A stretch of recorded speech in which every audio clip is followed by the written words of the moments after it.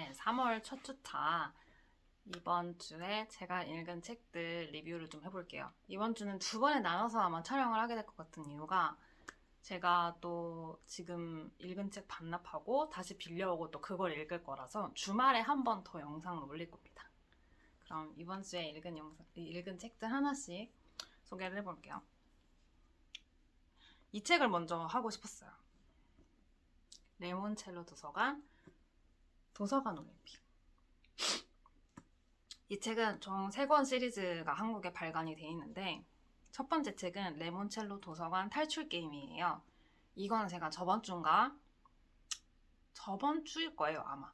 그때 한 권을 달고 그것도 되게 두꺼웠어요. 한 400쪽 정도 됐는데 이 책도 약 370쪽 정도 되는.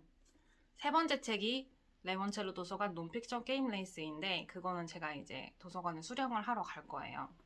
총 3권 시리즈 중에 현재 2권을 읽은 상태인데요.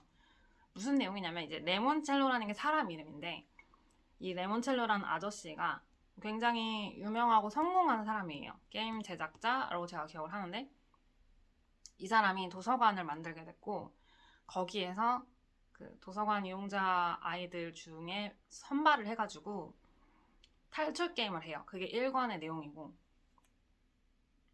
그래서 이 시리즈를 안 읽으신 분은 스포가 될 수 있으니까 좀 주의를 하시고 그래서 1권에서 이제 탈출 게임을 열어서 방탈출 게임처럼 막 하지만 도서관이라는 테마에 맞게 어떤 다양한 시리즈의 게임들을 준비해서 거기서 이제 우승자들이 나올 거 아니에요. 그쵸? 그래서 그 우승자들 포함 또 미국 전역에서 이번에는 또 참가자를 모집한 다음에 도서관 올림픽이라는 걸 개최를 합니다. 근데 이 책이 올림픽 책 2권 같은 경우는 약간 반전적인 요소들이 있어가지고 좀 자세하게 말을 할 수는 없지만은 사실 1권을 읽었을 때는 조금 편견이 있었던 게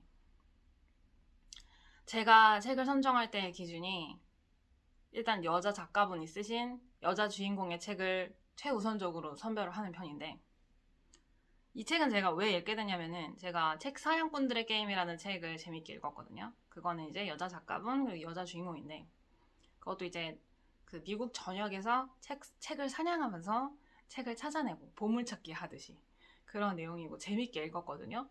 근데 이제 그 책을 재밌게 읽고 나서 저는 AI한테 내가 이 책을 재밌게 읽었어. 그러면 내가 다른 책 어떤 책을 읽으면 재밌게 읽을 수 있을까 이렇게 물어보는 편이거든요. 그랬을 때 이제 AI가 추천해준 책들 중에 강력하게 반복해서 추천을 하는 게 바로 이 시리즈였어요. 이걸 꼭 읽어봐야 되네요, 저보고. 그래서 그래? 한번 읽어보자. 이 책 말고는 그 웨스팅 게임이라는 책도 반복해서 추천해줬는데 제가 그 책은 읽으려고 정말 여러 번을 시도했지만 도저히 읽을 수가 없었어요. 왜냐면 저는 너무 막 시대극의 느낌이 나는 너무 옛날 배경의 책은 도저히 거리감 때문에 못 읽거든요. 근데 웨스팅 게임이 딱 그랬습니다. 그래서 못 읽었고 하지만 레몬첼로 도서관은 또 400페이지 되게 두꺼워요. 이게 책이. 그래서 못 읽을 뻔했는데 어떻게 하다가 그냥 단숨에 한 반나절 만에 읽어버린 거예요. 근데 괜찮았어요. 물론 거슬리는 내용들도 있었죠. 당연히 거슬리는 내용들도 있었지만은 2권에서는 그런 제가 1권을 읽으면서 거슬렸던 부분들도 거의 다 사라지고 되게 괜찮았던 것 같아요. 왜냐하면 1권에는 굉장히 그 예쁜 여자 아이 캐릭터가 나오는데 저는 이제 여자아이 캐릭터를 묘사할 때 이 예쁘다라는 설정을 너무 강조하면 강조할수록 거부감이 생기는 그런 게 있거든요. 왜냐면 그 아이가 가진 되게 다양한 특성이 있잖아요. 성격도 있을 것이고, 뭐, 그 아이의 능력치도 있을 것이고, 그 아이의 어떤 주변 사람들이 될 수도 있을 것이고, 근데 외모만 너무 강조해서 얘기를 하면은 그 외모 말고는 그 아이의 다른 특성들이 안 보이거든요. 다 묻혀버려요. 근데 이 남자 작가들 같은 경우는 여자를 볼 때 이 외모를 너무 중점적으로 보는 경우들이 많아서 남자 작가가 묘사하는 여성 캐릭터들에서는 이 외모가 너무 극단적으로 부각되는 경우가 많아요. 그러면 그 아이의 다른 특성들이 잘 안 보이거든요. 그래서 저는 그걸 너무 경계하기 때문에 사실 1권에서 너무너무 예쁘다고 묘사되는 여자아이 캐릭터가 나오길래 사실 거기서 되게 반감을 느꼈는데 근데 그거를 되게 스테레오타입적으로 끌고 가지 않았어요. 예. 그거를 뭔가 우리의 고정관념을 좀 벗어나는 전개를 가지고 가서 1권도 사실은 끝까지 읽었을 때는 만족하면서 끝났거든요. 근데 2권에서는 그런 식으로 여자아이 캐릭터한테 막 지나치게 외모를 부각시키는 이런 설정이 아예 다 빠져버렸어요. 그래서 완전히 그냥 이 도서관 올림픽이라는 거에만 중점을 두고 가져갑니다. 하지만 여전히 불만이 있는 것은 이 책에 나오는 악역이라는 게 존재할 거 아니에요? 이 악역에서 이 여성 악역이 너무 중요한 역할을 한다는 거? 이것도 좀 불만인 게 약간 그런 프레임 있잖아요. 악녀와 성녀 이래가지고 여자를 두 프레임으로 나눠서 이렇게 얘는 나쁜 애야, 얘는 좋은 애야. 그게 사실 성녀 창녀 프레임이랑도 비슷한데 악녀 성녀 프레임 이렇게 해서 뭔가 되게 이블하고 막 되게 아주 악랄하고 교활한 이런 캐릭터들 여자한테 좀 주는 경우들이 있거든요. 물론 되게 강하고 적수가 되는 라이벌이 되는 이런 힘 있는 캐릭터는 남자한테 주되 뭔가 교활하고 악랄하고 악마적인 캐릭터는 여자들한테 주는 경우도 있단 말이에요. 남자들이. 근데 이권에서는 좀 그런 스테레오타입도 보여서 그거는 조금 아쉬웠지만 그거 하나를 제외하면은 정말 진짜 괜찮은 부분이 많은 독서였고 그 하나 캐릭터를 제외하고는 나머지 여성 캐릭터들은 정말 능력치도 있고 개성도 있고 본인만의 스토리도 있고 읽으면서 와 멋있다 이런 거를 계속 느끼게 해줬어요. 그리고 그 한 명의 너무 이불한 캐릭터를 제외하고 다른 악역 같은 경우는 여성 악역이 또 있는데 걔는 정말 입체적인 캐릭터였어요. 그래서 읽으면서 얘한테 공감도 되고 뭐 그런 부분들이 좋았다. 그리고 이게 책이 두꺼운데도 책이 되게 두껍거든요. 근데도 술술 읽혀요. 왜냐면 내용이 난해하지가 않아요. 그리고 이제 책에 나오는 어떤 퍼즐 같은 것들 중에 제가 하나 보여드릴까요? 예를 들어 뭐 이런 퍼즐이 있거든요. 이런 식의 퍼즐이 나오는데 예. 요거를 같이 풀어보는 재미도 있어요. 머릿속으로. 이거 무슨 뜻일까? 근데 이게 이제 영어를 기준으로 나온 퍼즐이기 때문에 물론 한국인 입장에서는 풀긴 어렵습니다. 하지만 그거를 계속 푸는 재미도 있고 그리고 이게 아무래도 뭔가 게임을 소재로 한 책이기 때문에 그 게임을 이 작가가 어떤 식으로 디자인했는지 이것도 되게 작가가 고민을 많이 했구나 공부를 많이 했구나 이런 부분들이 느껴져요. 왜냐하면 책을 소재로 게임을 만들기 때문에 그런 사전 지식을 쌓아야만 게임을 만들 수 있거든요. 그래서 게임이 되게 재밌고 재치있게 디자인이 됐다 이런 걸 많이 느꼈고요. 그리고 이제 이 작가가 광고 감독, 방송 작가, 카피라이터, 연극 배우, 희극인으로 일했었던 경력이 있기 때문에 확실히 재치가 있어요. 특히 이 스탠드업 코미디언으로 일한 것 같더라고요. 말하는 걸 보니까 자기가 무대 위에 올라서 뭐 정치적인 어떤 사회적인 풍자를 정말 많이 했다. 그건 스탠드업 코미디언이잖아요. 그래서 이 스탠드업 코미디언들이 되게 재치가 많잖아요. 그런 것들이 책에서도 물론 노골적으로 느껴지진 않지만 그냥 뭔가 책 자체가 되게 가볍고 즐겁게 읽히거든요. 딥한 게 없습니다. 사실 제가 동화를 읽는 주된 이유 중에 하나도 어른들의 이야기는 그게 비문학이 됐든 문학이 됐든 굉장히 딥하고 무게 있는 경우가 많아요. 그래서 정서적으로 피로하거든요. 너무 자극적인 경우도 많고요. 어른들한테 유명한 문학들은 사실은 되게 너무 내용이 극단적이거나 선정적이거나 이런 경우들도 많고 그래서 피곤해서 안 읽는데 그렇다고 그래서 또 막 저는 여성소설을 좋아하다 보니까 여성소설에 있다 보면은 또 여성으로서의 고통을 너무 조명하는 경우도 많거든요. 근데 이제 이 책은 되게 가볍게 읽을 수 있어서 좋았다. 네. 두 번째 책. 오늘 총 리뷰할 책은요. 하나, 둘, 셋. 6권이거든요. 두 번째 책을 보겠습니다. 두 번째 책은 바로 수상한 별장의 비밀. 이 책은 어떻게 하냐면 제가 요즘 수상한 시리즈를 열심히 읽고 있잖아요. 박현숙 작가님의. 그래서 이제 그렇게 얻어 걸릴 때도 있어요. 이렇게 도서 검색창에 수상한 어쩌고 이렇게 검색을 하다 보면은 이 수상한으로 시작하는 다른 책들이 검색이 되는 거예요. 그렇게 해서 찾은 책이에요, 이 책도. 근데 뭔가 수상한 별장의 비밀? 너무 재밌을 것 같잖아요. 뭔가 비밀. 저 비밀 밝혀내는 거 좋아하거든요.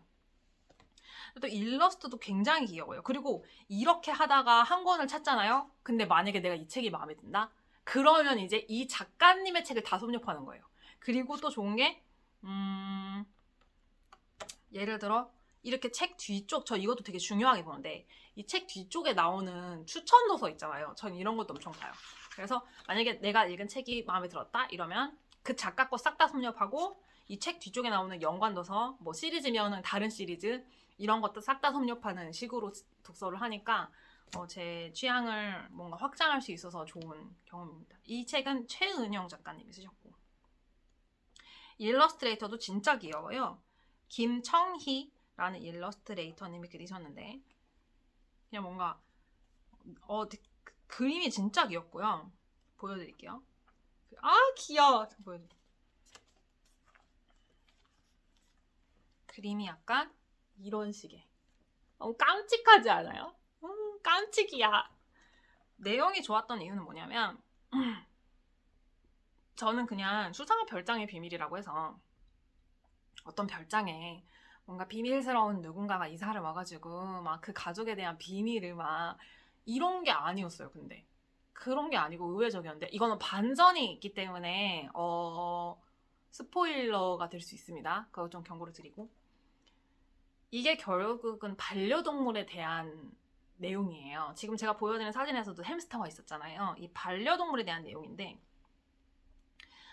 근데 이게 또 너무 스포일러를 하기가 그렇네. 왜냐면 이게 읽으면서 이 풀려져가는 내용이 되게 의외적인 부분이 있거든요. 그래서 저는 사실 이 책을 읽어보셨으면 좋겠어요.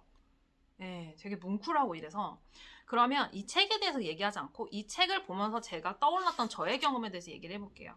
이거 너무 귀엽다. 이것도 보여드릴게요. 너무 귀요미다. 깜찍이다. 이거 봐요. 너무 깜찍이죠?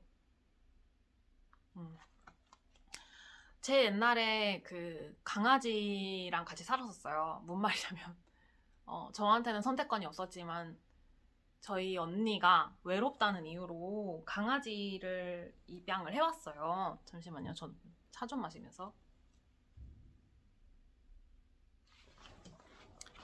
저는 선택권이 없었어요. 그 어떤 목소리도 낼 수 없었고. 그래서 어느 날 갑자기 강아지 가족이 생긴 거예요. 그런데 이게 입양을 해온 이유가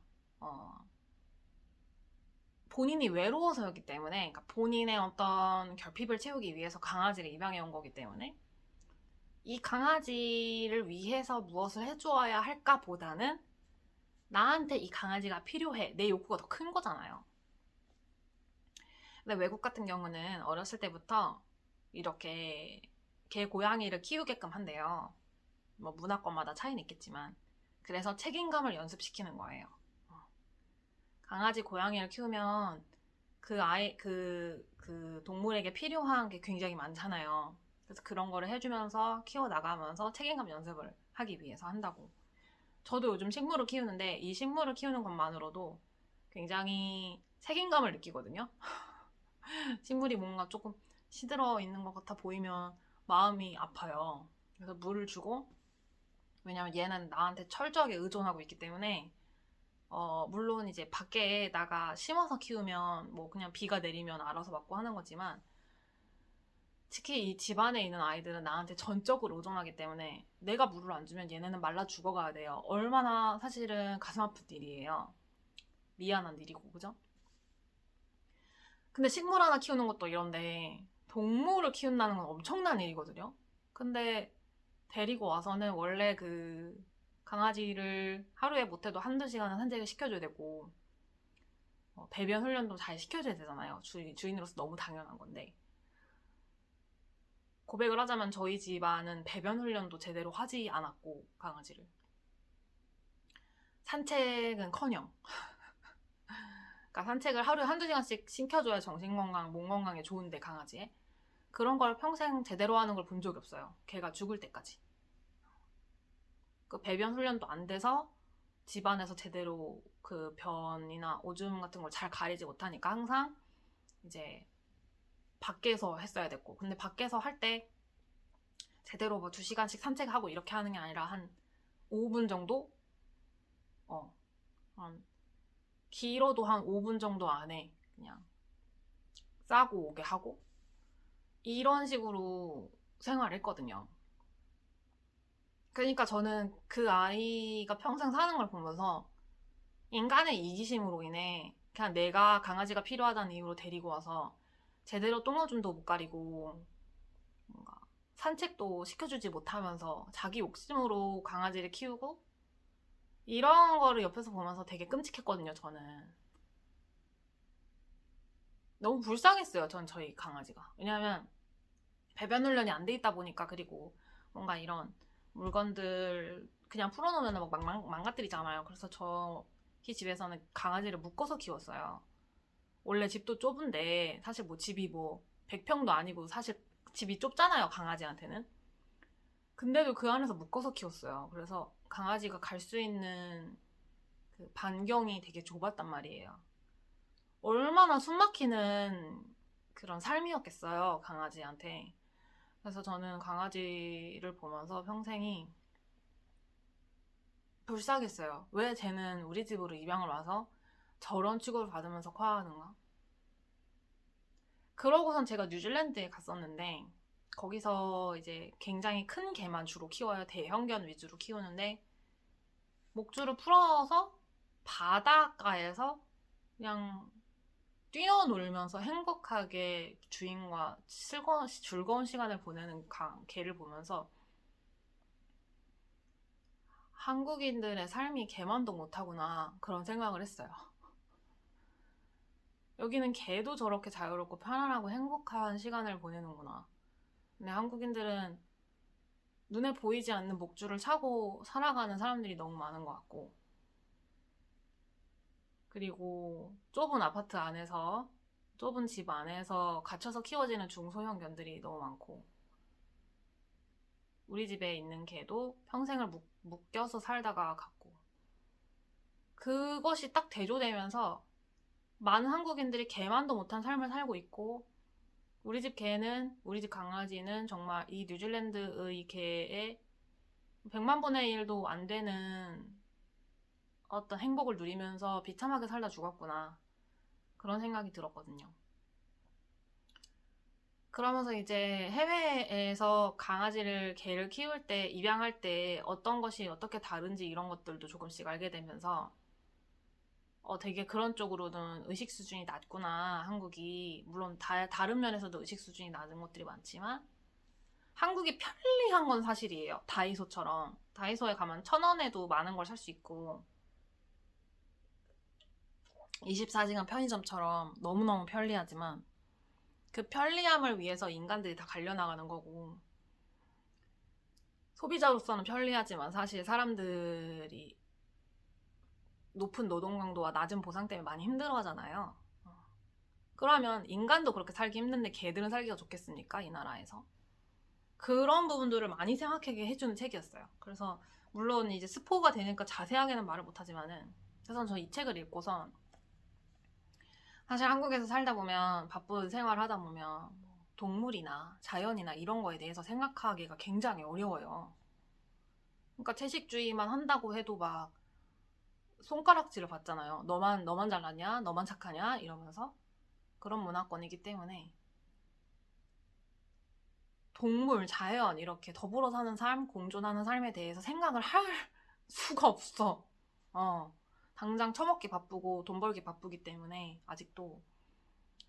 그런데 이제 그런 거를 좀 생각하게 해줘서 좋았어요. 지금까지 제가 읽었던 다른 작가님들, 재성은 작가님이나 박경숙 작가님 책들은 사실 좀 재미로 읽었는 느낌이라면, 최은영 작가님의 이 수상한 별장의 비밀 책을 읽으면서는 동물에 대해서 좀 생각해 볼 수 있는 그런 시간이어서 좋았던 것 같아요. 그러면서 책을 읽고 나서는 물론 재성은 작가님도 사회비판적인 요소를 책에 담긴 했지만은 뭐 그런 건 주로 사기, 뭐 로맨스 스킨, 보이스 피싱 뭐 그런 쪽이었다면, 이거는 이제 동물에 대해서 생각할 수 있게 해줘서 되게 좋았거든요. 새로운 포인트였고, 어떤 공존하는 삶, 동물과 자연, 약자들에 대해서 생각하게 해주는 그런 게 좋은 것 같아요. 왜냐면은 그러기가 너무 어렵거든요. 자기 살아남기가 너무 바빠서 여기는 문화권이 자체가.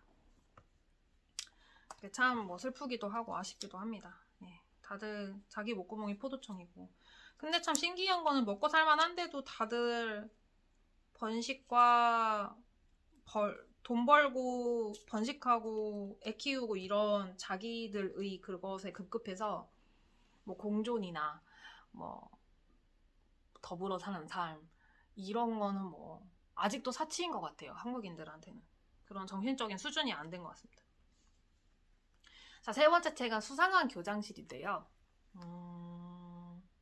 요거는 제가 뭐 항상 지금 리뷰하고 있는 박현숙 작가님 책이고, 이거는 사실 특별한 건 없었어요. 그냥 교장실에 얽힌 이야기인데, 근데 내용이 진행되면서 조금 불편한 점이 있었던 거는 여기 나오는 남자 아이 캐릭터가 되게 스토킹 비슷한 걸 하거든요.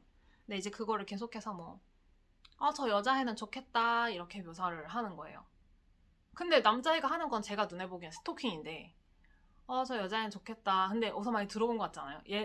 어릴 때도 막 남자애가 여자애 괴롭히면 제가 너 좋아해서 그런 거야. 너 좋겠다. 땡땡이가 널 좋아하네. 막 이러면서. 그래서 저는 뭐 하시는 거지? 작가님이 지금 이거를 긍정하시는 건가? 약간 뭔가 계속 의문을 갖고 책을 읽었는데 물론 어느 정도 해소됐지만 약간 그건 불편했어요, 사실. 그 남자 아이의 그러한 적극성이 상대방에겐 폭력이거든요. 근데 그거에 대해서는 뚜렷한 문제의식을 갖고 있는 것 같지 않다는 걸 느꼈어요. 저는 이 작가님이. 물론 어느 정도의 문제의식을 표현을 하시긴 하지만 뭔가 작가님이 이러한 문제에 대해서 그러니까 누군가한테 강하게 자기 감정을 계속해서 반복적으로 표현하면서 적극적으로 다가가는 것이 상대방에게 폭력이 될 수도 있다는 거에 대한 뚜렷한 문제의식을 갖고 있으시다는 느낌은 제가 못 받았어요. 그래서 그 부분이 좀 아쉬웠습니다. 이 책을 읽으면서 아이들이 저렇게 해도 남자애가 저렇게 쫓아다니고 저렇게 계속해서 표현하고 해도 저게 좋은 건가? 라고 느끼게 될지도 모른다는 지점을 좀 저는 봤거든요. 그거를 명확하고 뚜렷하게 이거는 안 되는 거예요 라고 한다는 느낌을 못 받아가지고 그게 좀 아쉬웠습니다. 좀 위험할 수 있다고 생각해요. 워낙 이제 과거에도 그랬지만은 과거에도 사실은 우리 아빠 뻘이나 우리 할아버지 뻘들은 그냥 여자를 거의 납치하듯이 해가지고 강제로 이렇게 하는 경우들도 되게 비일비재했고 그것이 이제 현대에 들어와서 데이트 폭력이다, 스토킹이다 이런 말로 새롭게 이름이 붙여져가지고 비판받고 문제의식 갖게 된 거지 과거에는 그냥 그런 것들이 당연하게 일어나고 그냥 그게 그냥 사랑이고 그게 결혼이고 그게 로맨스였거든요. 그냥. 예. 근데 이제 작가님이 아마 그 세대 분이어가지고 제가 알기로는 5, 60대시거든요. 작가님이. 그래서 그러다 보니 그런 식의 생각이 나오는 것 같아요. 근데 요즘에는 큰일이 나죠. 그렇게 되면은 스토킹이고 데이트 폭력이고 잘못된 건데 그게 이제 어른 세대에서는 그게 애정이고 그게 사랑이고 이렇게 인식이 됐기 때문에 야, 그 남자가 널 그렇게 좋다는데 복 받았다 이런 식으로 잘못된 거죠. 자, 그 다음 책은 시간을 멈추는 휴대폰이라는 책입니다. 이거는 좀 제가 이게 왜냐면 저는 너무 뚜렷하게 그 외국인 이름이 나오면은 약간 안 읽혀요, 책이. 그럼 그걸 압도하는 재미가 있어야 돼요. 레몬첼로 도서관처럼. 근데 이 책은 일단 이 사람이 어느 나라 사람이야? 프랑스 사람이라서 이름도 다 프랑스 이름인데다가 일러스트레이터도 일러스트가 이쁘긴 이쁜데 좀 이국적이에요. 그러다 보니까 안 읽히더라고요, 도저히. 근데 이제 그렇게 책이 안 읽힐 때는 집에서는 제가 좀 집중력이 떨어져서 그럴 때는 그냥 무조건 밖에 나가서 읽어요, 책을. 그러면 좀 읽히더라고요. 사람들 사이에서 좀 긴장한 상태에서 책을 읽으면 책이 좀 읽힙니다. 약간 이 일러스트의 분위기를 좀 보여드리고 싶은데 이거 한번 보여드릴까요? 약간 이런 느낌의 약간 서양 느낌이 낭낭하죠. 그래서 이제 해외에서 상을 좀 꽤 많이 받으셨더라고요. 동화 일러스트 관련해서. 이제 이거는 결국은 뭐 시간을 말 그대로 시간을 멈추는 휴대폰과 관련된 책이에요. 그냥 뭐 재밌게 읽었던 것 같고, 교훈을 주는 메시지도 새로울 건 없습니다. 그냥 좀 뻔해요. 나름 뭐 훈훈하게 읽었던 것 같고, 아 이거 너무 이거 그림이 이쁘네요. 그림이 이쁘죠. 근데 이제 이 책에서의 수학은 이 오승민 일러스트레이터를 알게 됐다는 거예요. 저는 사실은 처음에 남자 분이신가? 오승민. 되게 중성적인 이름이잖아요. 찾아보니까 이 작가님이 여자분이신데 정말 사파를 많이 그리셨더라고요. 제가 오승민 작가님 검색을 해가지고 그분이 그리신 책, 그러니까 일러스트가 실린 책을 넘기는데 넘겨도 마지막 책이 안 나올 만큼 교보문고에서 정말 엄청나게 많은 사파를 그리신 것 같더라고요. 그래서 이런 일러스트레이터를 알게 돼서 그게 좀 수학이었던 것 같아요. 이 그림도 귀엽다, 그죠? 그림 잘 그리신다, 그죠? 독특한 뭔가 분위기가 있어요. 약간 기존의 다른 책들에서의 한국 일러스트레이터님들과는 좀 느낌이 다른. 하지만 교훈이나 내용의 전개나 이런 거는 뭐 그렇게 특별할 건 없었습니다. 결국은 뭐 우정과 사랑이 중요하다 그런 내용이기 때문에. 자, 그 다음 책은 제가 전에도 여러 번 얘기했던 스파이 아머 클럽, 페니 오너 작가의 스파이 아머 클럽 2권인데요. 뭐 이것도 시리즈물이고 사실 스파이 아머 클럽은 그냥 가볍게 읽는 재미입니다. 좋은 거는 여기 나오는 캐릭터들이 5명인데요. 원래는 4명인데 그 일본인 캐릭터 미카라는 캐릭터가 추가되면서 5명이 된 거지만 다 각각의 개성이 있어요. 얘네들은. 예를 들어 코디 같은 경우는 그러니까 다들 장래 희망도 다르고 특기도 다르고 옷 입는 스타일도 다르고 그런 것들이 좀 그런 다채로움이 참 좋더라고요. 옷 입는 것도 정말 5명이 전부터 엄청 다르고요. 꿈도 완전히 다르고요. 취미 뭐 다 달라요. 그런 개성이 참 좋은 것 같아요. 한국 책을 읽다 보면은 일러스트에서도 캐릭터들이 다 비슷하게 생기고 애들이 뭔가 관심사에 있어서라든지 취미에 있어서라든지 꿈에 있어서 엄청 개성이 있거나 다른 게 없거든요. 다 비슷비슷해. 예를 들어 코디 같은 경우는 특기는 표정 해석, 바디 랭귀지, 장래 희망은 UN 통역사, 수화 통역사, 전문 분야는 수화 점자 모스부 경찰 암호.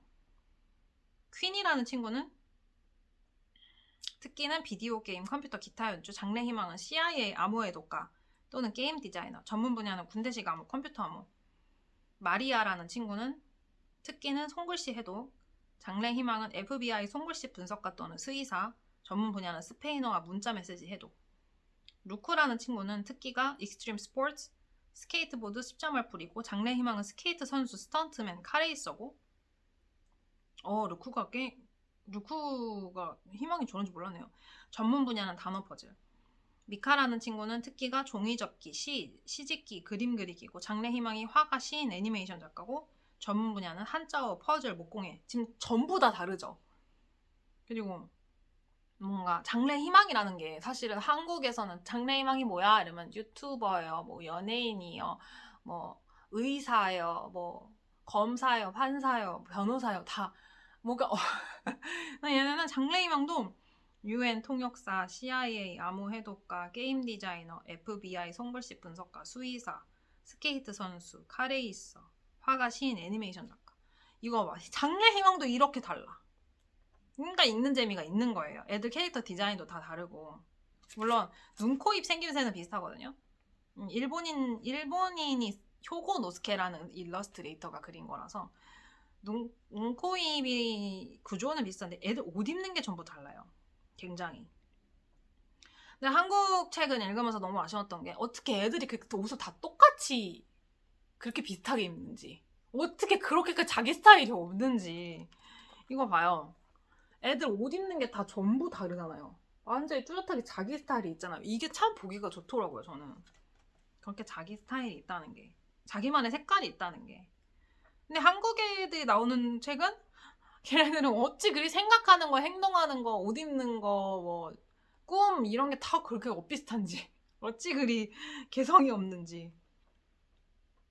자, 그래서 이제 이과는, 뭔 내용이었지? 맞다. 새로 어떤 선생님이 오는데, 그리고 이런 것도 재밌어요. 여기 중간중간에 이런 암호가 나오거든요? 그러면 이게 뭘지 저도 막 풀어보잖아요. 그거 재밌어요. 저는 이거 바로 풀었거든요, 거의.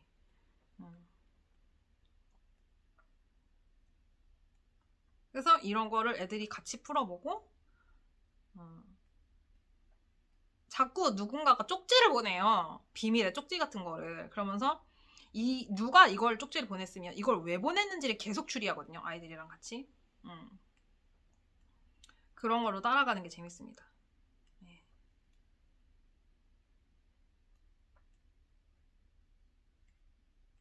그리고 이것도 역시나 뭐 이런 D판, 사회비판 의식이라던가 D판 슬픈 어떤 그런 무거운 이런 것들이 안 나오기 때문에 되게 가볍고 즐겁게 읽을 수 있고, 이 4명의, 이 5명의 아이들의 어떤 목적은 오로지 그냥 재밌게 학교 다니고 이런 거, 이 스파이 암호클럽에서 재밌게 활동하는 것밖에 없어요. 근데 어른들의 대부분의 고민은 애새끼 키우는 거, 연애하는 거, 결혼생활 잘 유지하는 거, 돈 버는 거, 뭐 직장 상사, 이런 제가 관심이 하나도 없는 것들에 대해서 너무 고민을 많이 하기 때문에 재밌었던 것 같습니다. 예.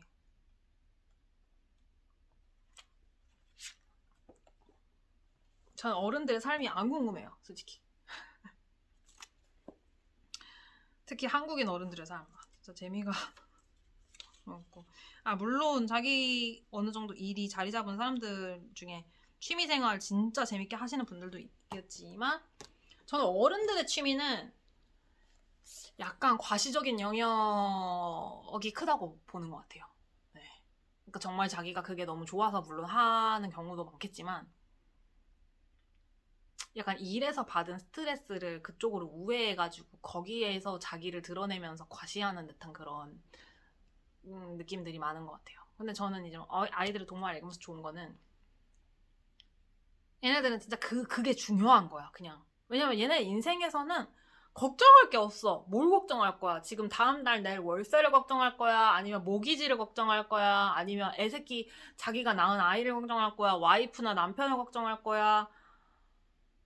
뭐 직장을 걱정할 거야? 걱정할 게 아무것도 없기 때문에 정말 순수한 마인드셋으로 자기의 취미나 아니면 이런 동아리 활동에 대해서 집중할 수 있거든요.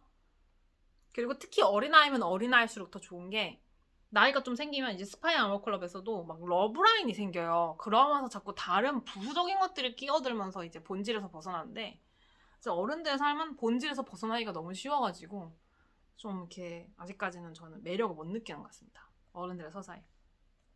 자, 오늘의 리뷰의 마지막 책은 스파이 스쿨이라는 책인데요. 사실 이거는 추천하고 싶지가 않아요. 왜냐면 재밌는 부분도 있습니다. 말 그대로 스파이 스쿨에 들어가가지고 활동하는 거라서. 근데 여기에서의 여자 캐릭터들은 무조건 미인이어야 되고, 나오면은 그냥 외모부터 일단 묘사가 들어가요. 얼마나 미인인지 그 캐릭터가. 그것이 이제 이 작가의 특징인 것 같아요. 모든 남자 작가들이 그렇게 쓰는 건 아닌데, 이 남자 작가는 예쁜 여자를 되게 좋아하나 봐요. 그래서 이제 여자 캐릭터가 나올 때마다 자꾸 외모에 대한 너무나도 집중하는 그런 게 느껴져가지고 읽으면서 그리고 그거를 막 주변 친구한테 자랑하면서 나 이렇게 예쁜 애랑 알게 됐고 그 예쁜 애가 나를 어떻게 어쩌고, 그런 자꾸 부수적인 이야기들. 저는 그러니까 스파이 스쿨이면 그냥 스파이에 집중을 했으면 좋겠는데, 자꾸 이런 어떤 번식적인 이런 연애적인 내용이나 아니면은 뭔가 뭐 서열에 대한 그런 내용이나 자기의 능력을 과시하고 증명하는 이런 게 중요한 게 아니라 그냥 진짜 스파이 스쿨에 집중을 했으면 좋겠어요. 근데 이제 그곳의 모범 사례가 바로 레몬첼로 도서관인데, 이 도서관 올림픽에서는 뭐 러브라인 이런 것도 중점적으로 나오지 않고요. 아주 마지막에 가서나 살짝 아주 안 중요한 러브라인도 중요하지 않고, 물론 당연히 올림픽이니까 1등 하는 게 중요한데 이 책이 흘러가는 느낌을 봤을 때는 결국은 그것도 딱히 중요한 게 아닌 것처럼 나오거든요. 전 사실 이 책이 그래서 좋은 게 1권도 그렇고 2권도 그렇고, 이 게임이라는 거, 대회라는 거, 올림픽이라는 게 결국은 1등이 제일 중요한 것처럼 우리가 생각을 하지만 이 책의 작가가 그거를 그런 식으로 풀어가지 않더라고요. 한 명의 1등 이런 식의 구도로 흘러가지가 않아요. 네. 그래서 대회라는 형식에서 경쟁을 하고 어떻게든 뭐 이기려고 하는 듯한 움직임들은 있지만 결국은 뭐 한 명의 1등이 대단하다 이런 구도로 흘러가지를 않게끔 책을 디자인을 했습니다. 그래서 그런 게 괜찮았던 것 같아요. 좀 공존의식 이런 것들이 좀 드러나요. 그러니까 한 명의 1등이 대단하고 뭐 나머지는 다 이런 게 아니라 결국 우리 모두 다 이렇게 승자다 이런 느낌을 많이 주거든요. 그래서 되게 좋고, 이 도서관 올림픽 자체에 굉장히 집중한 느낌이 있어가지고 이번에 6권 중에 제가 뽑을 수 있는 책은, 그래서 보여드려야 되나? 뽑을 수 있는 책은 도서관 올림픽과 수상한 별장의 비밀, 이 2권을 제가 이번에는 뽑을 수 있을 것 같습니다. 수상한 별장의 비밀은 제가 그동안 되게 잊고 살았던, 저희 그 강아지가 죽은 지가 10년이 넘은 걸로 제가 알고 있는데, 참 저는 그냥 평생 개를 보면서 불쌍했거든요. 그리고 잊고 살았고, 근데 이제 그 강아지에 대해서 떠올리게 해줬고, 레몬철러 도서관 올림픽은 사실은 제가 남자 작가가 쓴 남자 주인공인 책이라 솔직히 심리적인 거부감이 컸는데, 그런 것들을 다 상세하고 무마할 만큼 이 작가가 잘 풀어갔습니다. 네, 잘 풀어갔어요. 이게 언제 쓰여진 책이야? 이게 한국에 나온 게 거의 20년 근처니까는 이 나라에서 쓰인 거는 한 10년 전쯤에 쓰였겠죠, 못해도. 근데 그런 거를 고려했을 때 되게 잘 쓰였다. 특히 성평등적인 지점에서 봤을 때도 잘 쓰였다. 예. 편하게 읽히고 가볍고 즐거웠다. 수상한 별장의 비밀은 어떤 그런 동물에 대해서 생각해 볼 수 있게 해줘서 좋았다. 저는 이제 그런 뭐 동물이나 자연이나 어떤 기후에 대한 그런 것들에 대해서 얘기할 때 막 어른이 이렇게 뭔가, 아니면은 막 나는 되게 뭐 똑똑한 철학자고 나는 되게 의식이 있는 활동가인데 이렇게 너네한테 내가 가르쳐준다 이런 느낌이, 그런 서열이나 이런 게 느껴지면 저는 싫어하거든요. 근데 이 책은 그런 게 느껴지지도 않았어요. 굉장히 동등한 느낌의 입장에서 아이가 된 것처럼 내가 그런 기분으로 이 문제를 바라볼 수 있게 해줘가지고 되게 친절하고 따뜻하면서 평등한 느낌이 느껴지는 그런 교훈적인 책이었다.